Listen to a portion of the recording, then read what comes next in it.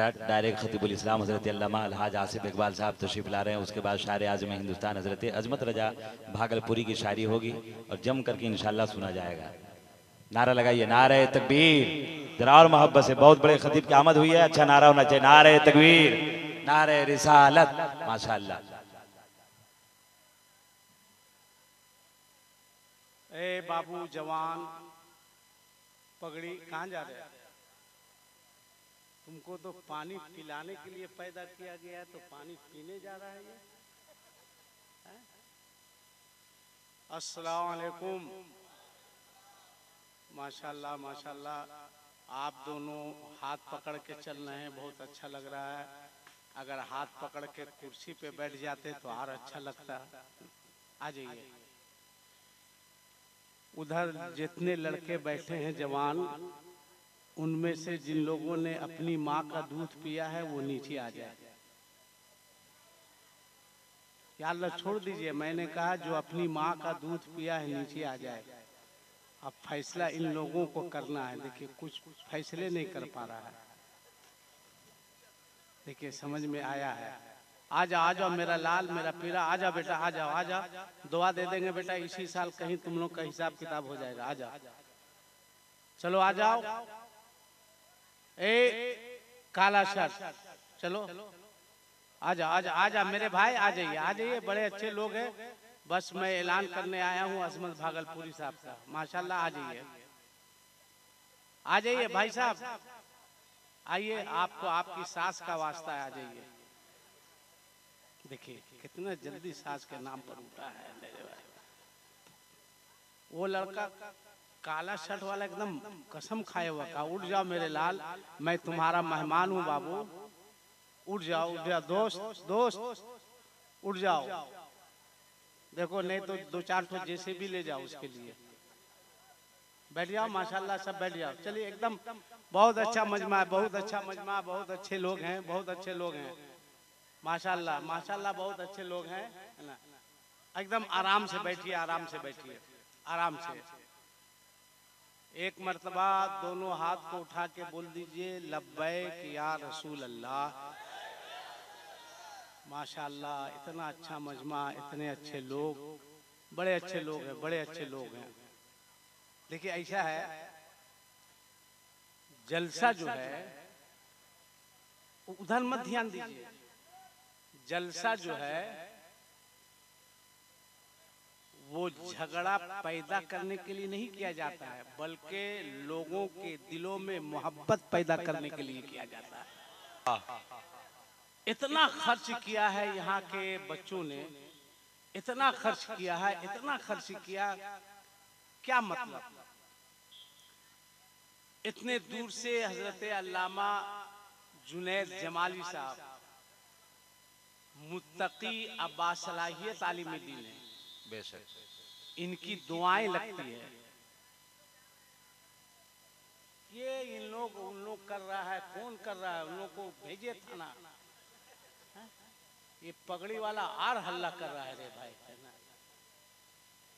देखिए अपने जलसे को लोग खुद तबाह कर रहे हैं, है ना। आप जानते हैं आज पूरी दुनिया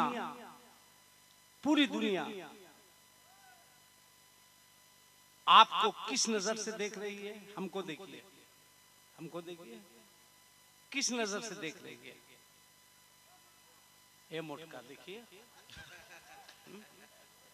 हजरत उमर का दौर होता तो उसको कम से कम 5 मोटा मोटा कोड़ा मारा जाता है कि जलसे में मोटका मोटकी को खोज रहा है वो। बताइए किस दुनिया का है वो? झारखंड का है या कहीं बाहर से आया है?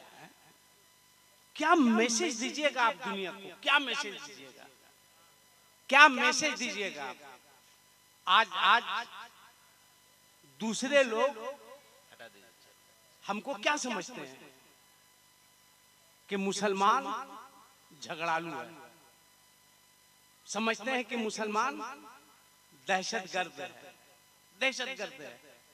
आप उसको कैसे समझाइएगा? कैसे समझाइएगा? जुमा की नमाज के लिए आपको उस वक्त जो है, रखो बाबू मोबाइल, 52 साल मेरी उम्र हो गई है, खुद मैं दामाद वाला हो गया हूँ, अब मेरा वायरल करके क्या करोगे? कहीं ये सब नसीम साहब मेरे घर में कह दिए तो जीना दोबार हो जाएगा मेरा, ठीक है? हाँ, ये सारी रिपोर्ट देते हैं, ठीक है? हाँ, बस मेरी एक ही अहलिया है, ठीक है? हाँ, अब जहन मैं क्या कहना चाह रहा हूँ आपको कि आपके पास इतना टाइम नहीं है कि जुमा में आप आधा घंटा जाए ना। हाल तो ये है बड़ी बड़ी मस्जिदों का, आजकल मस्जिदों में नमाजियों के लिए सहूलत ये हो गई है, एसी लगा दी गई है। ठीक खुतबा से पहले जाएगा, अब पिलर देखेगा कहाँ पे है। अब देख लीजिए, पिलर देखा, पिलर पे टेक लगाएगा, और जब तक इमाम साहब खुतबा पढ़ेंगे तब तक ये 4-5 नींद मार चुका होगा। मैं हंसने की बात नहीं है।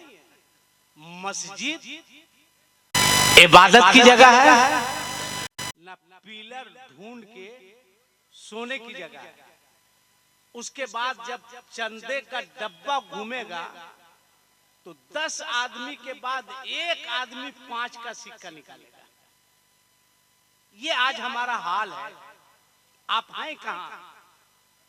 क्या आपके हल्ला हंगामा इंतजार करने से इस्लाम यहां तक पहुंचा है? क्या आप हल्ला हंगामा करने के लिए पैदा हुए हैं? अगर आपका कोई दोस्त, हम आपसे पूछ रहे हैं, आपको कह दे कि इस्लाम दहशतगर्दी का मजहब है, आप कैसे उसको बताइएगा कि दहशतगर्दी का मजहब नहीं है? चूंकि आपके पास इल्म नहीं है। अभी जो मुल्क के मौजूदा हालात है, इन हालात में मैं आपको कह रहा हूं कि आपस में दूरी मत बढ़ाओ, बल्कि एक दूसरे को करीब करो। चाहे जो हो, तुम्हारा दोस्त हिंदू हो, सिख हो, ईसाई हो, और खासकर नौजवान लड़का, वो लोग सुने। उससे पहले अपने नौजवान लड़कों से गुजारिश, हाथ जोड़ के, नौजवान बच्चों, हाथ जोड़ के, तुम्हारे बाप की उम्र का हूं, बोलो तो तुम्हारा पांव पकड़ेंगे, हाथ जोड़ेंगे, तुम्हारा पांव पकड़ेंगे। अपने इस बाप की एक बात मान लो, वो एक बात यह है कि आज के बाद तुम लोग अहद करके उठो कि हम मोटरसाइकिल स्पीड से नहीं चलाएंगे। हाथ जोड़ेंगे, बोलो तो तुम्हारा पांव पकड़ेंगे। खुदा के वास्ते मेरे बच्चों, अपने इस बूढ़े की लाज रख लो। आज के बाद स्पीड से गाड़ी मत चलाना, इसलिए कि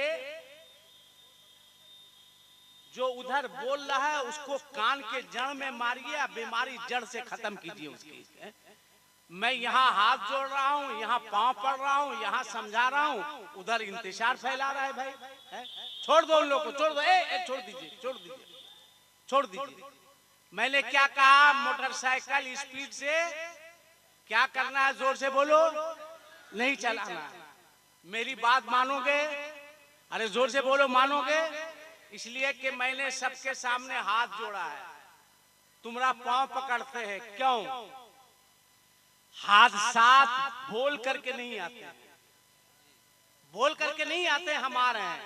अल्लामा जुनैद जमाली साहब, नसीम साहब, अजमत साहब और जितने उलमाए कराम हैं, ये सब लोग काबिले इज्जत हैं, काबिले एहतराम हैं। आप इनकी इज्जत कीजिए।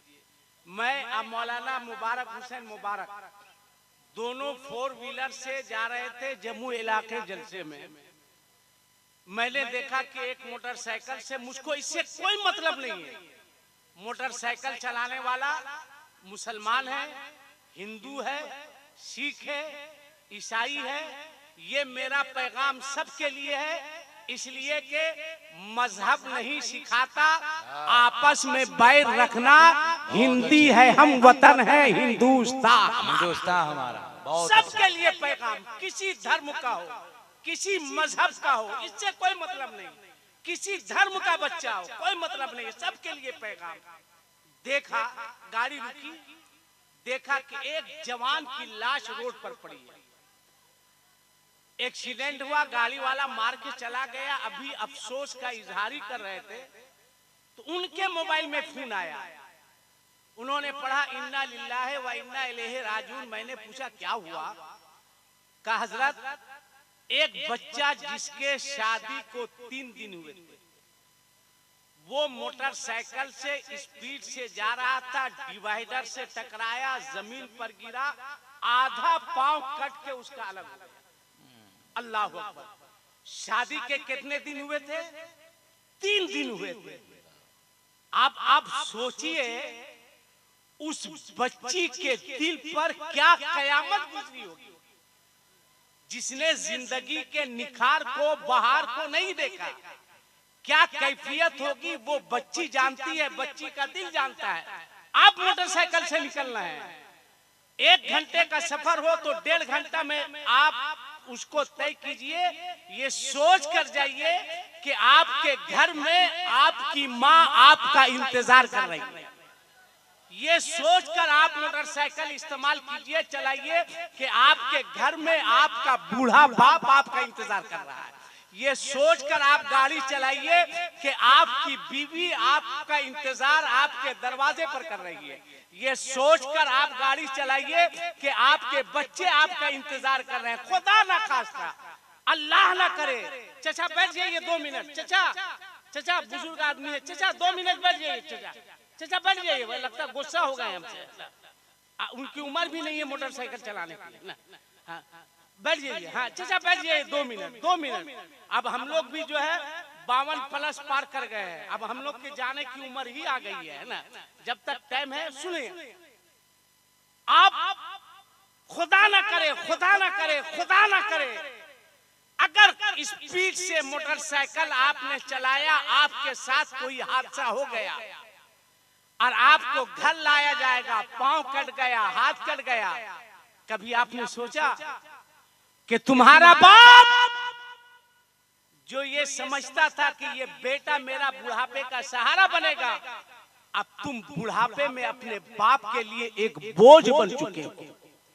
कभी सोचा कि जो माँ 9 महीना पेट में रखी, वो सोची थी बेटा जवान होगा, सहारा बनेगा, तुम उस माँ के लिए बोझ बन चुके हो। अब दूसरी बात, उसको क्या कहते हैं जो कान में लगाता है? जोर से बोलो, क्या बोलते हैं? ईयरफोन। ईयरफोन सबको याद है। अगर हम पूछ ले कुरान में कितना सजदा है, मुश्किल से कुछ लोग बताएगा। ईयरफोन, इधर ईयरफोन घुसाए हुआ है और इधर मोटरसाइकिल चला रहा है, पीछे वाला हॉर्न दे रहा है, तो ये ठूसे हुआ है, इसको क्या समझ में आएगा? खुदा ना खास्ता, अल्लाह ना करे, तुम्हारे कान में ईयरफोन है, तुम गाना सुनते हुए जा रहे हो, गाना सुनते सुनते अगर तुम्हारी मौत आ गई तो बोलो तुम्हारा अंजाम क्या होगा? बोलो हश्र क्या होगा? इसलिए मोटरसाइकिल चलाओ तो गाना सुनते सुनते मत जाओ, अपने नबी पर दरूद पढ़ते पढ़ते जाओ। अपने नबी पर दरूद पढ़ो, कुरान पढ़ो। और एक बात और याद आ गई, सुनो, जो लोग 4 व्हीलर ट्रक वगैरह चलाते हैं, एक बुजुर्ग ने लिखा है, आप घर से सफर का इरादा कर रहे हैं तो घर में आंगन है, आंगन है ना? मेरी बात आपको समझ में आ रही है? बोलूं या बैठ जाऊं? बोलो ना भाई, बोलूं या बैठ जाऊं?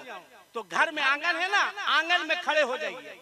आंगन में उंगली के, शहादत की उंगली से इशारे से आपको लिखना है, दीवार पर नहीं लिखना है, हवा में, ला इलाहा इल्लल्लाह। क्या लिखना है? बोलिए, ला इलाहा इल्लल्लाह। जोर से बोलिए, सवाब होगा। ला इलाहा, और जोर से बोलिए, ला इलाहा इल्लल्लाह। आंगन में उंगली के इशारे से लिखना है ला इलाहा इल्लल्लाह। और सफर के लिए निकलना है ये इरादा करके कि जब हम सफर से घर वापस आएंगे तो उसी जगह खड़े होकर उंगली के इशारे से लिखेंगे मुहम्मदुर रसूलुल्लाह। क्या लिखना है? जोर से बोलिए मोहम्मदुर, जोर से बोलिए मोहम्मदुर रसूलुल्लाह। हजरत बाकी बिल्ला फरमाते हैं कि जो शख्स इस तरह से सफर करेगा इंशाअल्लाह वो हादसे से महफूज रहेगा। एक बात बोलो, जलसे से फायदा हुआ या नुकसान हुआ? एक बात आपको समझ में आई ना? अब आइए, मुसलमान किसको कहते हैं? मुसलमान किसको कहते हैं? कौन है मुसलमान? मैंने कहा आपका दोस्त हिंदू हो, सिख हो, ईसाई हो, नौजवान लड़कों सुनो, जो कॉलेज में पढ़ते हो, स्कूल में पढ़ते हो, तुम्हारा दोस्त अगर हिंदू हो, सिख हो, ईसाई हो, उसको करीब बुलाओ और कहो दोस्त, ए दोस्त, हमसे नफरत काहे करते दोस्त? कहो के नहीं मुसलमान दहशतगर्द होता है, तो सीना ठोक के कहना सुन, जो मुसलमान होगा वो दहशतगर्द नहीं होगा। वाह। और जो दहशतगर्द होगा वो मुसलमान नहीं होगा। नहीं होगा। कोई कहे कैसे? कैसे? अब उसको समझाइए। नमाज से पहले वजू करते हैं कि नहीं करते? अरे बोलिए ना भाई। देखिए ये छोटा छोटा बच्चा, मैं इन बच्चों के अब्बा को मुबारकबाद पेश करता हूँ। मुबारकबाद पेश करता हूँ कि इनके बाप ने बहुत सही टाइम पे बहुत कीमती मोबाइल दिया है, ताकि ये बच्चा मोबाइल लेके पबजी खेले, तरक्की करे। अफसोस आता है, हंसो मत, हंसो मत। कौन बिगाड़ा है इन बच्चों को? अरे जिन बच्चों के हाथों में कलम होना चाहिए, किताबें होनी चाहिए, उन बच्चों के हाथों में मोबाइल आपने दिया है। कौन है इसका जिम्मेदार? आज दुनिया आसमान पे जाकर जिंदगी तलाश कर रही है, अब मुसलमान मोबाइल में अल्लाह तलाश कर रहा है, आलू तलाश कर रहा है। आप तरक्की करेंगे, आप आगे बढ़ेंगे। बंद कर दो, बंद कर दो। अभी आपने देखा होगा रमजान का महीना गुजरा, बड़ी बड़ी मस्जिदों में, शहरों में मुनीर अशहर साहब कहाँ चले गए? बैठे हुए इधर है, इधर है? चश्मा लगा के भी आपको नहीं देख पा रहे हैं। जलसे के बाद एक हाई क्लास का चश्मा बना के दीजिए आप, है ना? इसलिए कि आपको देखते हैं तो मेरा मोरल बढ़ता है, इसलिए कि आपका कलर मेरा कलर, इसलिए आप एकदम मेरे सामने बैठिए, है ना? इसलिए अजमत साहब को मैंने पीछे कर दिया। इनको देखते हैं तो मोरल काफी नीचे हो जाता है ना? एकदम आप सामने रहिए, है ना? सुनो, रमजान के महीने में बड़ी बड़ी मस्जिदों में, जुमा में, मस्जिद के माइक से एक ऐलान होता है, हजरात, इमाम साहब करते हैं, हजरात, एक साहब आए हुए हैं जो बहुत गरीब हैं, जिनकी बच्ची की शादी है। वो मस्जिद के दरवाजे पर खड़े होकर या रुमाल बिछाकर आपको मिलेंगे, जिससे जो हो सकेगा आप उसकी मदद कर दीजिएगा। बोलो ये ऐलान होता है कि नहीं होता? अरे बोलिए ना, अगर हम गलत बोल रहे हैं तो आप बोलिए, होता है या नहीं होता? होता है। अब आप बताइए, नारा लगाने वालों बताओ, जवाब दो। महंगे कपड़े पहनकर, एक रोजा भी नहीं रखकर ईदगाह जाने वालों, गला मिलने के चक्कर में मारा मारी करने वालों, हम गला नहीं मिलते हैं, लड़का लोग से नहीं मिलते। गला मिलने का क्या मतलब है? दिल से दिल मिलना चाहिए। बहुत पहले गए थे हम, इमाम नहीं नमाज पढ़ाने के लिए गए थे, नमाज से फारिग हुए, बोला इमाम साहब गला मिलिए। हम बोले मिलिए। सामने सब जवान लड़का था, आया, कहा मिलिए। हम बोले मिलो। ऐसे क्या? इतना जोर से मारा जैसे लगा मेरा हाथ उठ तोड़ देगा रे भाई, है ना। हम बोले अरे ये क्या कर रहा, बस हो गया, कहा नहीं 3 मरतबा सुन्नत है ना। तो फौरन मैंने नसीम शहर साहब को फोन किया, आप तैयार रहिए, वैसे भी ये तैयार ही रहते हैं, है ना। 3 मरतबा जो मारा, 6 महीना दर्द रहा मुझको। उसके बाद हम बोले नहीं मिलेंगे, हम ऐसे दीवार में खड़े हो गए, जो आता था ठोकता था और चला जाता था। ईद ठोका ठोकी का नाम है। गला मिलने का क्या मतलब, दिल से दिल में लाई, ऐसे कीजिए, ऐसे कीजिए, ऐसे कीजिए। अब कोई कहता है गला मिलिए, हम बोले ना। कोई बूढ़ा कहता है गला मिलिए, हम कहते हैं आप आइए। अगर आप ठोकिएगा तो इतना ठोकेंगे ना कि आपको समझ में आ जाएगा। तो ये है मुसलमान, है ना। ठोका ठोकी के लिए पैदा हुए हो, गला मिलने का तरीका आपको नहीं मालूम। तो अब बताओ, ईद की नमाज नए कपड़े पहनकर जाने वालों, गला मिलने वालों, लच्छा ठूसने वालों, पुलाव मुर्गा खाने वालों, बोलो जवाब दो, कौन है वो बेहया, कौन है वो बेशरम जिसने लड़की के बाप को शादी के नाम पर रमजान के महीने में मस्जिद के दरवाजे पर खड़े होकर भीख मांगने पर मजबूर किया। आपको इसका जवाब देना होगा। कोई तो भीख मंगा होगा जिसने कहा होगा 2 लाख चाहिए, 3 लाख चाहिए। आपको एहसास नहीं हो रहा?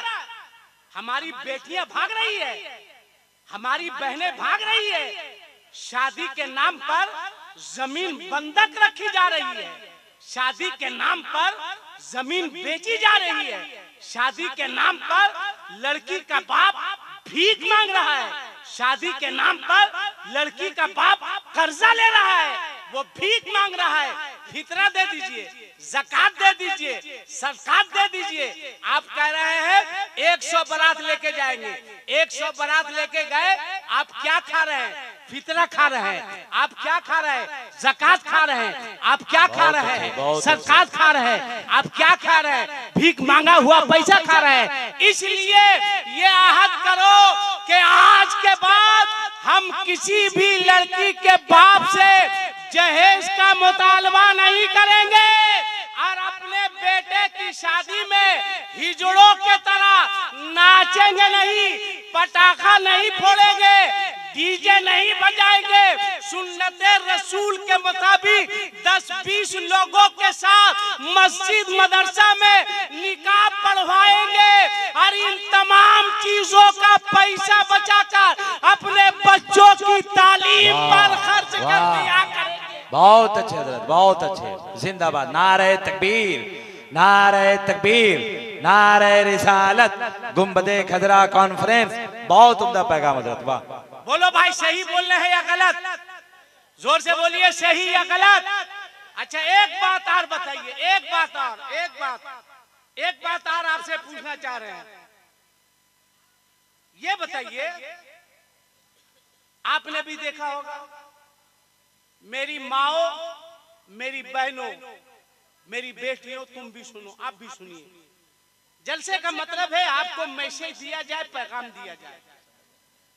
आपने भी देखा होगा, ईद की मार्केटिंग में, मेले में, ठेले में, उर्स में, इन हवा की बेटियों को देखिए, 1.5 किलो पाउडर लगाकर,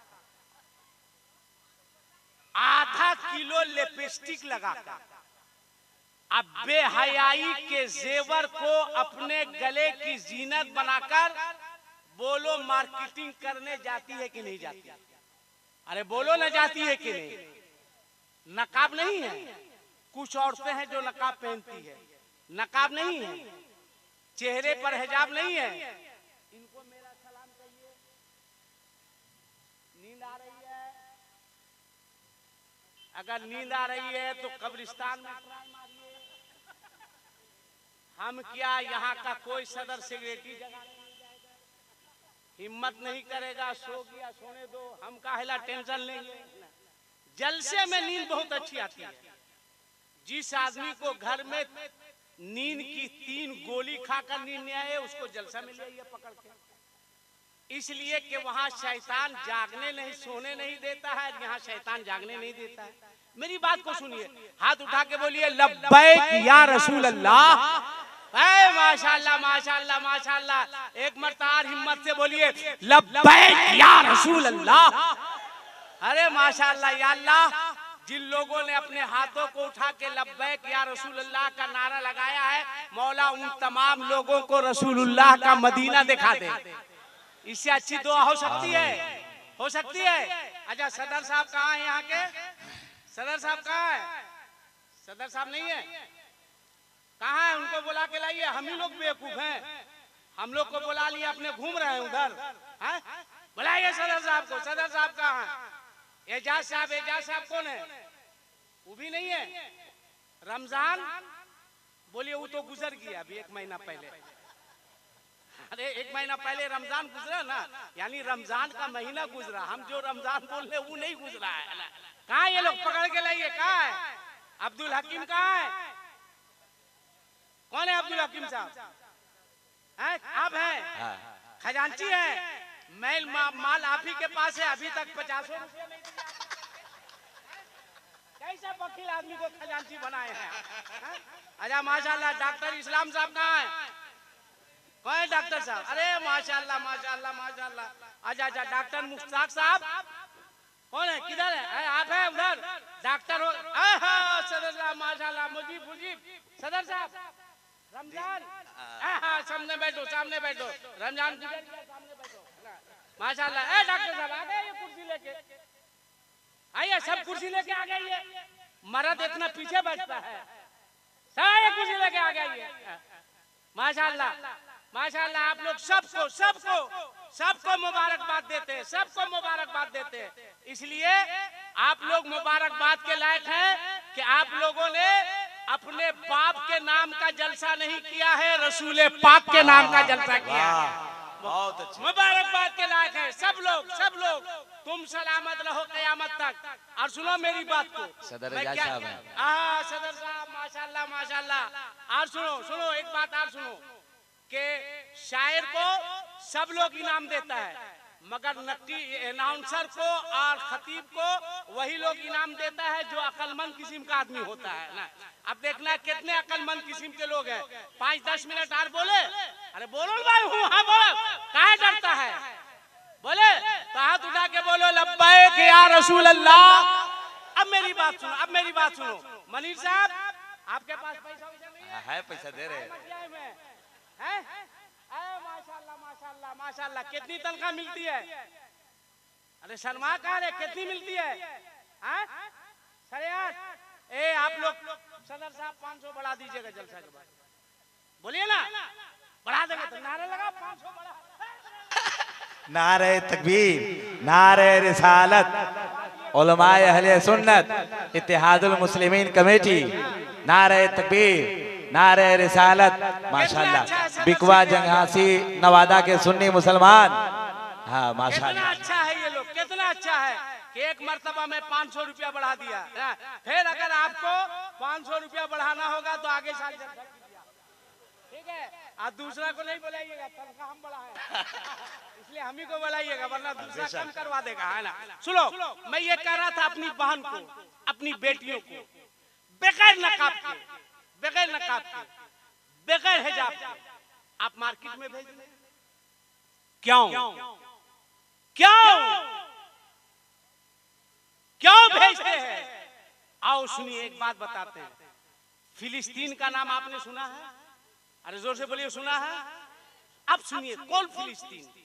मैं कहता हूं कि मौजूदा दौर में अगर किसी को करबला देखना हो तो वो कहीं नहीं जाए, फिलिस्तीन चला जाए। पीने का पानी नहीं है, खाने के लिए अनाज नहीं है, इलाज के लिए दवा नहीं है, रहने के लिए घर नहीं है, बमबारी हो रही है। मगर जानते हैं, गौर से सुनिए, अपनी बहनों को, अपनी बेटियों को, अपनी बीवियों को बगैर हिजाब के, बगैर नकाब के मेले में, ठेले में, जलसे में, बाजार में भेजने वाले सुनिए। एक 12 से 13 साल फिलिस्तीनी बच्ची की उम्र होगी, एक प्रेस वाले ने इंटरव्यू लिया। बच्ची नकाब पहनी हुई थी, चेहरे पर हिजाब लगाई हुई थी, सिर्फ आंख नजर आ रही थी। पूछा कि सुनने में आया है कि फिलिस्तीनी बच्चियां रात को अपने घरों में सोते वक्त नकाब पहनकर और चेहरे पर हिजाब लगाकर सोती है।